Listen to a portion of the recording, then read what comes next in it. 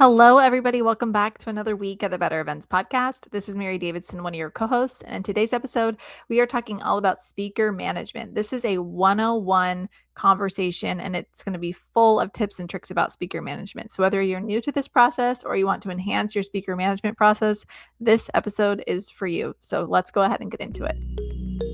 Welcome to the Better Events Podcast. Join two event strategists, Logan Clements and Mary Davidson, who believe we can all create, host, and attend better events. In this podcast, you will learn about event strategy and actions that you can use today as an event host, planner, or manager.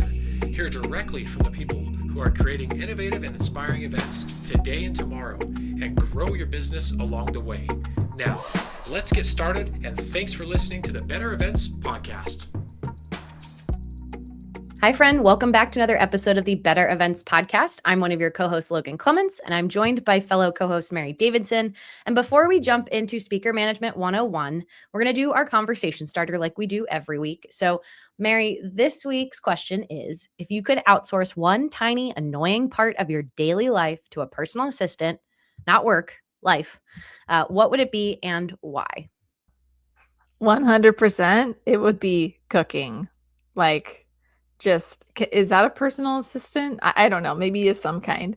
Yes, just having help with cooking of some type. I always have said that one day my dream is to have like a chef who will cook for me, which I know is very fancy, but I would outsource that in a heartbeat. Oh, I would love that too. Yeah. If I can't choose the same answer as you, I would probably say someone to clean. That's also amazing. Yes. And I had this in China where we had a weekly cleaner because it was just so affordable and just standard. Like almost everyone I knew in the city had somebody who came and cleaned once a week. And I always had roommates, and it was the most for living with a lot of people at different times that I didn't know that well. I will say I had like the least amount of roommate issues I've ever had. And a lot of it I thought because we had a cleaning person who at least once a week would come. And mainly, I had somebody once criticize that they didn't deep clean very well. And I was like, I wasn't looking for deep cleaning. We're renting this place. But they would clean the kitchen really well, and they would clean the bathroom really well. And I had times where I literally lived with like men, and I was like, it was never an issue because we had a third party who would come and clean something every time. And it's not a habit I've continued here in the States. And I have learned that I have way too many, I just don't enjoy cleaning. I'll do it, but I don't get the joy out of it that I think there's some people that like love a clean house and that just like makes them happy. Yeah. And I feel like I get really sweaty and tired from cleaning. And then I feel like the next day I wake up and there's already dust. And I was like, why? Yeah, that's a great answer. Oh, and that's really cool that you did that. And almost all my roommate issues in the past have been about cleaning. So everything you said. That's right. Yeah, literally. It'd be like you had an issue because it was like I had in college issue where it was like one dish. There was always one dish in the sink. And it turned into like a whole thing in the group chat where everyone would be like, it's not my dish. It's not my dish. So our running joke, it was 4 people. Me and one of the roommates were always like, but the ghost strikes again. The ghost dish user that always uses one dish and leaves it there. And like, it was this whole passive aggressive thing for like a month. I was like, again, I'm a cleaning person. It just helps with little stuff. Very passive. Oh, yeah. That's hilarious. Well, we could talk about that forever because now I'm dreaming about the things I wish I could have. But instead, we're going to talk about Speaker Management 101, which is our topic for today. And this is going to be, I think, one of those episodes that hopefully you listeners will go back to over time or will just stay pretty popular over time. It's one of these 101 episodes, which you all seem to love. So we're going to get really into speaker management and all our tips and tricks regarding that. So let's go ahead and dive right into it, Logan, with our first question. What is it? What is speaker management? And then what type of events does it actually apply to? Yeah, I would define speaker management as managing and meaning dealing with all the needs and both logistical, but also maybe content of speakers, people who are on stage presenting at your event, whether it's, a keynote, a panel, it could even be breakout speakers. There's a whole process, usually pre-event, that could involve as basic as starter level as sourcing speakers. So going out and finding the people or reviewing like proposals that people have submitted to you. But it could even be, I would say the roles I'm often more in is speakers are getting confirmed and sourced from someone else. And then I'm the speaker manager that once we know they're confirmed, I'm working with them on all their logistics from like, let's get your presentation, your bio, your headshot, and make sure that's somewhere that people can handle. But then also like, yeah, when you arrive, what time's your tech check? What time's do you have a rehearsal? Do we have your latest slides? Do you know where you need to be when? And then like greeting them in person when they are physically in your room. And it can even be if you're just on site where it's like, here's your speaker list, here's your rehearsal list. You're going to say hi to them when they walk in and be their point of contact for everything inside this room, but somebody else is dealing with their hotel, their flight, their transport, all of that. Mary, what would you, I guess I didn't answer what type. What would you add? And then what types of events does this role happen at? I the types of events that it happens at are almost all of them. Even I think speakers get lumped with talent a lot of the times as well. And so if you are thinking of it in that lens, then it really opens up to like almost every kind of event, right? Because even if you are a wedding planner, there are people who do toasts and you need to make sure they're ready in time, right? And they need to know what order they're going in. And then if you do festivals, there are still usually an MC or somebody who's like announcing the next performer. And then obviously all the other traditional events that have speakers. So I think I'm having a hard time identifying what event doesn't involve speakers, which is actually pretty crazy. So correct me if I'm wrong. But usually there's somebody saying something at some time, and I would call them a speaker. Yes. And I think a lot of times what we're going to talk about today can apply to you as a planner because sometimes you don't have the resources to have a dedicated speaker manager. So you're probably, as you mentioned, Mary, like a wedding planner is a speaker manager in addition to running the logistics and the timeline and the vendor relationships and like wearing all those hats. But versus if you're at like a much bigger conference, like I've had a speaker management gets broken up into a deck manager, who's your person on site running the deck, the stage, and meeting your speakers, getting them mic'd up. But then you actually even have like a VIP liaison who met them when they landed, got them to their hotel, made sure they got from hotel to the venue, all of that. And then even a third job of content management where they've split off the person. There's one person dealing with all the decks and the bios and the headshots from the speakers and making sure they're in the right place and getting to the right person. So it can be a pretty widespread and intense network of folks who do speaker management, or it could just be another hat that you have to wear as an event planner or event manager. I think that's actually a great point because as a freelancer, when I have freelance, speaker management is probably the role that I'm most commonly hired for. I think I put myself in this little niche and like I just kept getting rehired for it and I really liked it. But I think what you said is good. So folks are thinking of when they could perhaps do a role like this. I've been specifically assigned to that role when they've had, more than like 60 speakers. Like it's like a lot of speakers and maybe there's like a lot of prep for them or a lot of rules or just, something that it requires a full thing. And it has become like closer to the event, almost a full-time job. Like it is a lot of work to manage that many people and make sure you get everything that you need from them. So yeah, wanted to add that to what you said as well. Yes. And the more I'd say high end your speakers are or more VIP, probably the more people you need because the more high touch.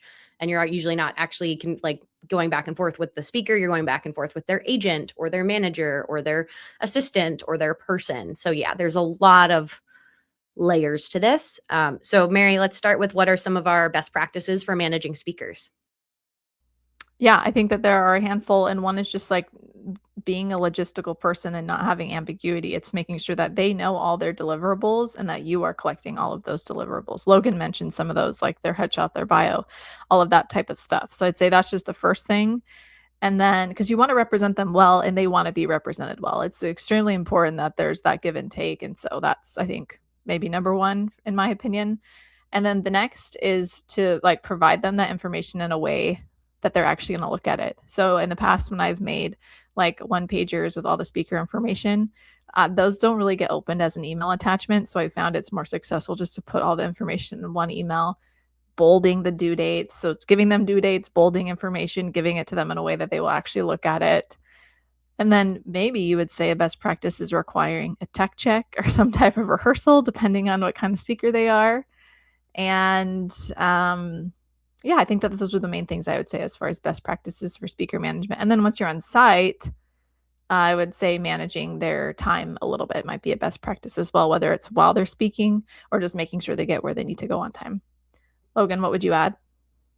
Yeah, I mean, your first point, I think, I want to stress to our listeners, like knowing all the information and trying to think through all of that ahead of that first email you're sending is so helpful. I think the most stressful part for a speaker can be getting constant emails of like, oh yeah, and we need this other thing. Oh yeah, and can you send this thing? Oh yeah, and we need you to tell us your flight information. Oh yeah, like versus taking the time ahead of time. And this is where AI can help you if you've never done this before, of like just trying to back and forth, like pretend, ask them to be the persona of a speaker and like, what are their common questions?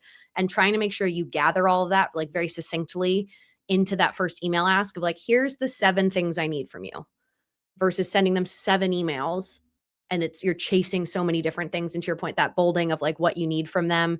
I will say I was probably guilty of this when I was younger and less experienced. Like I would forget that I needed certain things. And then I was like, oh no, versus I think we've gotten a lot better streamlining, especially like with our conference, when we have speakers of like, here's the key information. Here's what we need from you. Here's when it's due, all in one email. And then you're just kind of reminding them and chasing for that one, that one point. For me, a lot of it's like on-site managing speakers of, being aware of and managing their time. But sometimes I'm not in charge of that kind of logistics. So it's more me wanting to know, what have they been told ahead of time from a technical perspective? Are they going to be surprised when I have a headset microphone for them because they thought we were just using handheld microphones?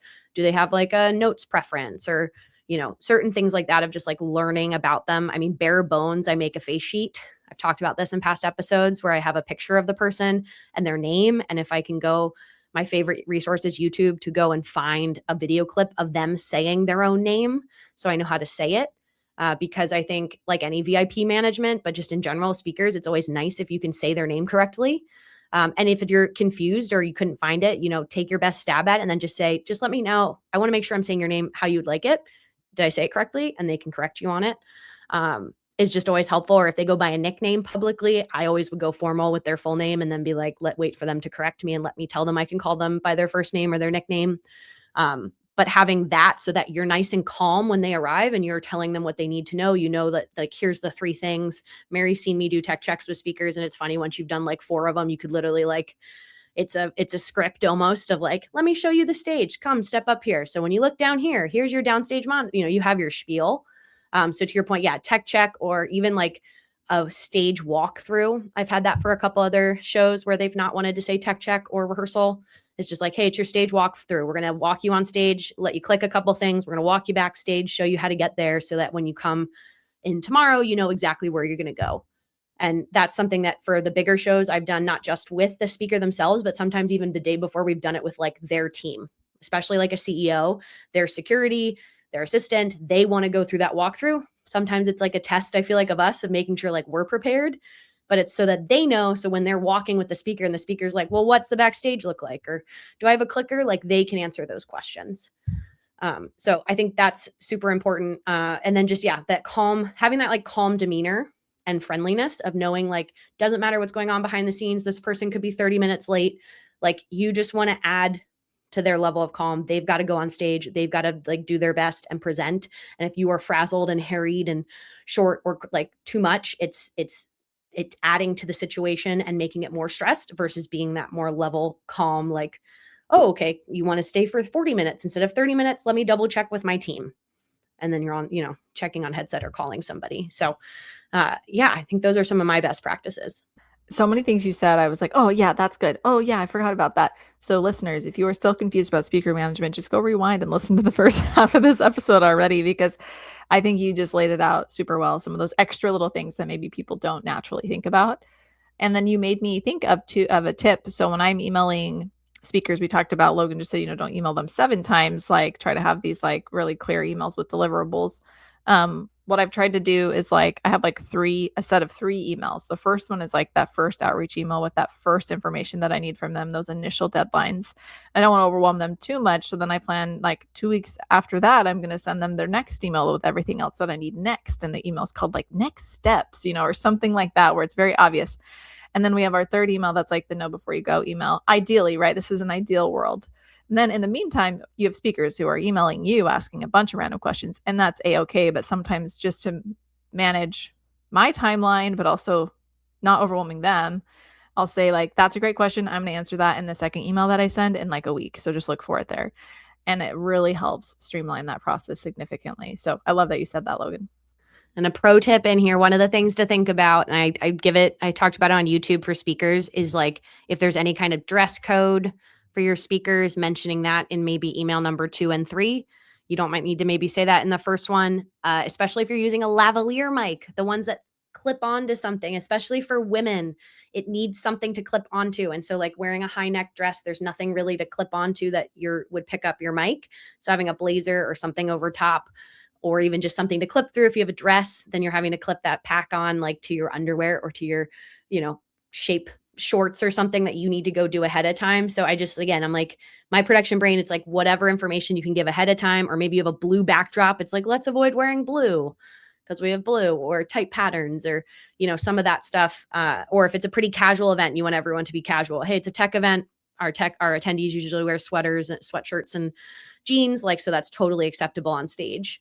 That is just really helpful. And then if you're dealing with entertainment of any form, like a band or a singer or performer, asking them what they are going to wear is something that we do all the time when we work our sporting events, just to make sure, again, it fits the feel of your event. If it's a family-friendly event, you probably don't want them showing up in something that's incredibly skimpy or lots of skin. And usually they're open to changing it or wearing an alternative outfit. Or if you have a t-shirt that is from your brand or your event, that maybe they could wear that over top and just like bedazzle a jacket on top or something if it needs to fit their style. But asking so you don't get surprised when they show up in whatever they normally perform in is something I always would encourage you to do, especially with anyone you've not worked with before.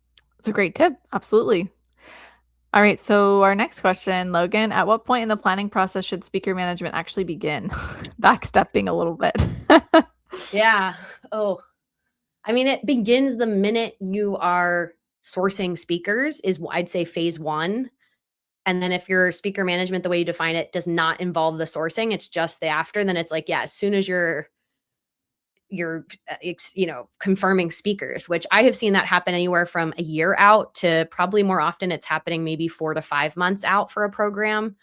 And as soon as near to the event as like the week prior, you could be locking in a speaker. So it is really important, I think, to think through in your planning process. And it's like, Mary, I think that gauge you gave of like, if you have 60 plus speakers, like you need to really sit down and do like a resource management evaluation of your event. Like 60 speakers, I would even say like 20 speakers is probably too much for somebody on your team to manage in addition to a bunch of other tasks. It would need to be somebody's focus, if not a dedicated person, to have those 20 speakers or those 40 or those 60. If it's only like 5, and I think the way I do my proposals as a producer, show caller, and stage manager, I often put like up to 10 speakers included in my proposal if the person doesn't know. Because again, I realize it's like 10x. So every time you add 5 more speakers, it's like, to your point, Mary, those are 3 emails you're sending times each speaker. So it's like, okay, if you have 10 speakers, that's 30 emails you're sending. Or if you're BCCing, you can maybe do a group email to people, but still it's like then maybe 30 responses to people. And so if you even double that number to 20 speakers, now, oh my gosh, you're sending 60 emails, and 60 threads that people could respond to. So I think you just need to think through who is doing what, and then what you can hand off to your on-site team if you're going to have like a really small pre-planning team, but then have people on site helping you. Mary, what would you add to that? And hello to our visitor. I have a cat visitor for those that can see us. And yes, what we have that same thing in our proposals about up to 10 speakers. It does just feel like a good number, and anything beyond that's a little bit crazy. So a line there, I don't remember. I probably took that from you or something. I've been doing that for a while. I feel like we might have mutually learned that because you and I think, did an event where we had to manage a bunch of speakers, and I was like, oh my gosh, this is a lot. Yeah. And I think it is your ideal timeline that you laid out, I think is ideal. There's definitely been a lot of situations where it seems like more last minute, but with speaker management, the one perk to it is that speakers like to get these events on their schedule. So it is one of those things you can start sooner than later, unlike so many other things that get left to the last minute. And so, yeah, I completely agree with your timeline for sure. Yeah. Next one, Mary, what are some, you mentioned them, but let's list them here in one succinct chunk for our listeners. What are your must-have speaker deliverables? Yeah. Okay. So I'm going to plug something right now. So we have launched our templates in our website that you can purchase. And so one of the templates is a conference and meeting event planning workbook. And in that workbook, there's a speaker management checklist. So if you're interested in that, go check it out. But these deliverables, many of them are in this checklist. This is what I normally use for speaker management. And so I wanted to share just some of those here. There's so many though, Logan, so I'm sure you're going to add more. But some of the top things for me would be their headshot. We want their face. Their face goes on the website. It's usually linked to like an app or something like that. So the headshot's obviously very important. Headshot usually ends up in some slide deck somewhere. Bio. And their bio, I found sometimes doesn't get used on site, but then what it does get used on usually is the website. So bio is important. Same with their credentials. Like, do they have anything that they need next to their name that we should be aware of? Their title. Did I say that already? Speaker title. Yep. And then things like their email address. How are you contacting them? Or who is the main point of contact? Because, like Logan said, sometimes you're working through another source or person. Their preference on, well, first, if they're going to have a slide deck, and then like some of their preferences about those AV needs as well. Now, I would be careful here when it comes to speaker management, because if you open the world to your speakers, they're going to ask for everything. So sometimes it's better to say, like, all our rooms are equipped with one microphone, if it's like a breakout session. If you require more, let us know and we'll see what we can do, something like that. But it's still asking and compiling what their needs might be, so they're not showing up and causing you a lot of grief, and then that you're not meeting their expectations as well. So it's understanding what those needs are from them, and then also their preferred room setup, like based on their session. Do they want round tables? Can you even accommodate that? Because if you're trying to max out a room, sometimes you can't make those special requests for speakers, but you can, once again, you can see what they want and do your best to accommodate. So I think I'm forgetting some things. Logan, what would you add to speaker deliverables? I think you got the core ones. I would just add also, and this sometimes needs to be from the organizer of the event, needs to let you know, like, are they getting paid? What are you covering as the host? Like, do you need to care about what day or where they're, like, what day they're arriving, when they're checking out? Like, are you providing hotel for them, or they are their own and it's more you just saying, yeah, here's the parking situation. I just think more like the logistics sometimes of like how they're getting there and everything. But that sometimes, again, differs very from event to event of who they're dealing with. If you have internal speakers, like for an internal corporate event, you're not necessarily needing to ask about logistics. It's more than information you give them is telling them when their tech check is, make sure it's on their calendar, whether it's a calendar invite you send them, so they know how to get into the building, where to go, what room, all of that good stuff. But I think you hit the core ones. Our next one is saying, like, how do you set clear expectations with speakers and what info do they need to receive to be successful? I mean, for me, I think like you just nailed it, Mary, of saying like you don't necessarily want to open the can of worms of like open-ended questions to speakers, but just making sure you're setting expectations of like, here's what my event is, here's what I need from you, like how long are you speaking, is there Q&A, here's our AV setup, is like so important. And then getting them to respond to those things. I also think you mentioned the bio, Mary, for the website, but also the bio is sometimes needed for like your MC or your host who's introducing them, because often the host doesn't know the actual speaker. So having that kind of information is really helpful ahead of time to make it, everything feel really polished and put together. Again, as you can hear us as we're talking, listeners, like if this is one room with one stage, it's a lot more simple with 10 speakers than it is if you're doing a full-blown conference with breakouts and things where everything is multiplied, different rooms, different setups, different concurrent sessions, multiple things happening at once. Like all of those people are going to have their own questions. So it's really helpful to have that. If you are someone who doesn't know where to start when it comes to the production side of things, I've managed breakouts before for clients where then we've set up a virtual like production call for all breakout speakers, where I then present a little short presentation with like photos of mock-up rooms of like, hey, if you're in one of these rooms, this is what you're going to have in there. You have a projector, you have a place to plug in your laptop, and you have one microphone. Okay, in this room for the next setup, those are these specific rooms. You have 2 screens. You also have a downstage monitor. You'll have a person from our team in there to like run your slides for you. We like walked through everything. And that was really helpful because we recorded it for the speakers that were like, I've done this a million times, I don't need to be there. But it also gave us an opportunity for the like 3 or 4, what I would call kind of needy speakers who just had a million questions, could live ask us there in the moment.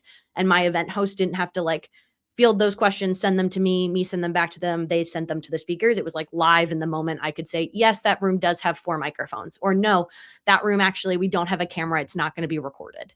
Like we could just nail that out. And that all that took is one meeting with all of your virtual presenters, the week or 2 before your event. So that's a good one too, if you feel like a call could help answer and break down a lot of that email traffic. Mary, what would you add to that? What else do you think you need to do to set clear expectations with speakers? I just like to think of when I've been a speaker, and obviously not everyone listening to this has been a speaker, but if you can just try to look at it from that perspective and put your shoes in there for like a second. I think it's going to be so helpful. So I know for me, I am not a keynote speaker, so it might be different, but I have more anxiety about speaking. And so I want to know all of the information. And so if you're just kind of trying to proactively provide speakers this information, I think it's going to make your job so much easier versus getting all these questions and these concerns and these worries that are manifesting and these emails that you're receiving. And so just that's my additional thing is just be as proactive as you can with that timeline for them. And then also to make sure that they understand the audience. So Logan and I will do this when we have guests come on the podcast because we want to make sure they're talking to you all who have a variety variety experience and different types of events and different amounts of time in the industry. So we try to tell that to our guests. And I think speakers need to understand the same thing about each event, who they're actually going to be speaking to, who they could expect in their room, and things like that. Oh yeah, so good. And I mean, if you follow half of what we're saying, I want to tell you you're probably better than 70% of the events out there, because I do think this is something that just often gets forgotten or taken for granted because you just assume your speakers are good and you just don't send those 3 emails that Mary mentioned. You maybe send one very last minute to your speakers. Because yes, I've been on the receiving end like you, Mary, as a speaker, where we don't get that much information and you're just kind of showing up being like, okay, I'm showing up. I hope we'll see what the room is or where we're going. Like, we'll figure it out. And it's one that I'm like, I'm anxious and I don't need to be if someone had just sent me kind of a no before you go. But Mary, how do you handle speakers who miss deadlines or are slow to respond to some of these lovely emails you mentioned? This is literally like the bane of speaker management for sure. This is it. And with most parts of events, it's, I wish I could say like it really helps, those deadlines help or whatever, but that they do. But at the end of the day, people are just going to get you stuff day of. And I wish I could say, you can be really clear with them and say, I need you to give me the slide deck by tomorrow. And they're still going to bring it day of. So with all of that in mind, I think that you just have to manage your expectations and understand that this is part of the process. And then make sure when you're making your event plan that you or somebody has capacity to accommodate those on site adjustments, because that is what is actually going to be happening. Obviously, I send reminders to people. I try to stress the importance. I even try to help them understand that we want your room or your session to be successful. So if AV doesn't have time to look at your slide deck and make sure that they downloaded the right one or that the formatting works, then we can only help you so much. So like this is really to your benefit. But if they're still not going to follow that, then let the chips fall where they may and just do your best job to accommodate. So that's what I'd say. Logan, what about you? How do you handle speakers who miss deadlines or are slow? Oh, I mean, like you said, they're going to be people who are late. I've been guilty of this, of like myself planning probably exactly what I was going to say, sending a draft 2 weeks in advance and then being like, oh, the week of or the day before, being like, actually, let me relook at that and then doing adjustments. So, like, it is very real that your speakers, it doesn't matter that you've been planning for 6 months, your speakers are looking at their stuff the night before or on the plane on their way there. And so, yeah, to your point, Mary, with content is often what I see as the production team. And I will be stressing those deadlines to my clients. Sometimes I don't have direct access to speakers till they're on site. So it's just one of those of like, hey, we need it the week before. Okay, we need it 2 days before. Okay, we need it today because it's the load in day and we have speakers coming in tomorrow. And if it's then, day of the event or day of those rehearsals, I've already probably emphasized to client of like, just for them to know, or told the speakers directly, if we can totally accommodate somebody walking in with a USB stick with new slides. But to your point, Mary, we haven't clicked through them. We haven't tested them. And like that process of just loading up their new content is going to eat into their rehearsal time. So instead of having had that ahead of time, we've already teched it. We know it works. So when speaker steps on stage, we're like, here's your deck. This is your first slide, right? Start clicking. And they can just click through and we know exactly what's coming up. Instead, we're going to have them come in and they're going to have to stand there while we load something. And then we're going to be live looking at it when they do. So if fonts are off or this link doesn't work, like we haven't been able to test it. So it's just making that rehearsal less efficient, which to our point earlier, where we're talking about being the calming force for speakers, it just adds to that chaos, which is really stressful. So yeah, I think it's hard. I have had some clients who are like pretty cutthroat with speakers and like, oh, they didn't respond, so they're out. It's like, okay, great. They're not going to be a speaker anymore. But then I've had people cave and be like, actually, we're adding them in last minute. It's like, okay, great. We'll add them in. We'll shift things around. We'll make it work. But a pro tip I have here, if you don't have answers from speakers about, are they bringing their own slides? They want to play them off their laptop or play them off your tech laptops. Your tech team would much rather know ahead of time to just drop what we call a line, a cable at your stage near the podium or a table for your speaker to be able to plug in and have like a laptop in the back of the room at the tech table that they could just load slides to. They'd much rather already have that set during their setup day and that's scoped, but rather than pivot last minute at a rehearsal when a speaker says, no, I have to run this demo off of my laptop. Like I just would much rather, and that cost is pretty negligible to get that other like HDMI cable run from the stage back to that laptop. So I would just plan on it. If you know your speakers often go a little rogue, they don't know if they're going to give you slides or run it from their laptop, or you're doing a really secure conference where like data security is really important and they can't share files with you easily, like just plan for it, because that'll help you deal with the last minute changes in a much better way than scrambling and trying to figure it out. Yes, Logan, that is a great tip and something that Logan works with all the time. So listen to her. It's super true. And there's so much more that we can talk about with speaker management. So we are going to break this up into 2 parts. So this was your first part. We hope that you enjoyed it and found a lot of value. We are going to do a second part later. That's more about tech checks, managing speaker egos, and just all the other things that deal with speakers, and a little bit more on-site information about how to help them as well. So we'll dig into a part 2. Keep an eye out for 201. This was 101. We'll have to do a 201. We know some of these like meatier topics. I think we should just always plan they're going to be 2-parters. But yes, thank you. Before we wrap up this episode, though, Mary, I want to give you the opportunity to talk to our listeners a little bit more about maternity leave, because this is actually your last episode with us before you're on mat leave. I know, it's crazy. Yes. So we wanted to have this moment. So I don't know who's going to care if I'm gone or not, but while I'm gone, we wanted to share with you the plan and all the things that are going on. So yes, you all know, if you've listened to our podcast for a while, that we do batch recordings. And so we have actually already recorded this episode a little while ago. It's releasing here in April, but I've hopefully, as long as everything's gone well, already had the baby. So that we're moving and grooving on that end. And so what that means is that we have had episodes that have been coming out that I've still been able to be a part of. But then moving on from here, I am going to be signing off, and I'm not gone forever, but I'm gone for maternity leave, and I don't know how long that's going to be. So we have the joy of living in Washington State. So we have a certain amount of time that I know I'm going to be taking. And then beyond that, I'm just going to slowly start adding things back in. And so I hope to see you all soon. I just don't know when that's going to be. And so what I want to encourage you to do is keep listening. I'm sure you're not just here for me, but just keep listening. Things are going to continue as normal. I'm really excited to be able to take some time and then come and kind of report back on how everything's been going and how am I managing the business and events while dealing with this? I don't know. There's going to be lots of learnings for me in the near future. So I'm sure I'll have the opportunity to share about that. But Logan, can you share a little bit about what's coming up and what listeners can expect from you or potentially others during this next little bit? Yes. I mean, well, current Mary, if you're listening to this podcast, congratulations. You killed it. You have an amazing baby. Current Mary with me recording. That's for future you to listen to. Yeah. Yeah, we are going to continue to do the podcast. We're really thrilled that Mary, you're able to take some time off. And like you said, it's open-ended. So I'm going to have some guest co-hosts joining me for some future episodes. So a couple they might be voices you recognize. Some of them are new faces that we've had through our community that we're just thrilled to give an opportunity to have these candid conversations. So you'll have a lot of episodes that are me and that guest co-host, but we'll still have some other guests on with the guest co-host, which should be fun.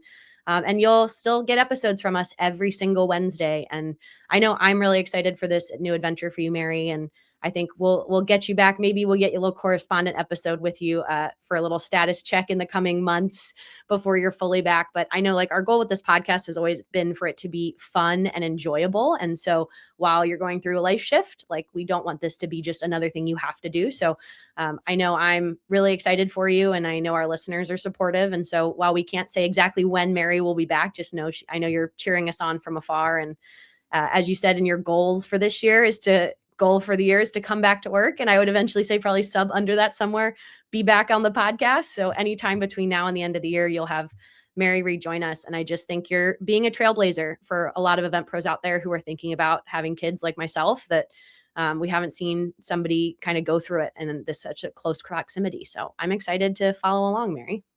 Well, thank you. And thank you so much, everybody. I will for sure be listening to all these episodes while I am just hanging out and doing the thing. So I'm excited to continue to learn from you, Logan, and all the wonderful other co-hosts and guests that are on. So thank you. And yeah, I'm excited to share more when I come back. And unfortunately, that brings us to the end of this episode. And Logan, you have our bonus tip for today. I do. My bonus tip is to have a roll of bright, skinny gaff tape in your event kit and a Sharpie. This is so helpful for labeling things, random marking needs. If you have to, like, from labeling buttons on your comms pack to maybe positions at your tech table or where people need to drop something. I've also put it over doorways of like dangerous step, don't fall off these steps, that kind of thing. So it is super helpful. Gaff tape is something that is a sticky tape, but does not leave a sticky residue. So AV techs love it because we can put it on cables and it's not going to leave any of that sticky, tacky stuff like a duct tape does. You can buy it on Amazon. I'm linking in the show notes to my favorite one that comes in like 5 colors. I just used it at all of my events so far this year. It has been the unsung hero. So get yourself some gaff tape. Logan, great bonus tip. And I was actually just looking at this kind of gaff tape on Amazon. So, like before this episode. So, perfect. You just sealed the deal for me. Thank you for that. And thank you, everybody, for listening to another episode of the Better Events Podcast. You can find us on Instagram, Facebook, and LinkedIn at Better Events Pod. You can email us at bettereventspod@gmail.com. You can also connect with us directly on LinkedIn. We love to hear from you. Just let us know that you listen to the podcast. So we make sure to accept your request. And if you want more Better Events content, you can join our private community on Substack. Also, we've asked you for so many things, but now would be a great time for you to leave a review too on Spotify, Apple Podcasts, wherever you listen. Just click those 5 stars, please. We would really appreciate that. And thank you so much again for all of your support. Logan, we'll be back with you again next Wednesday.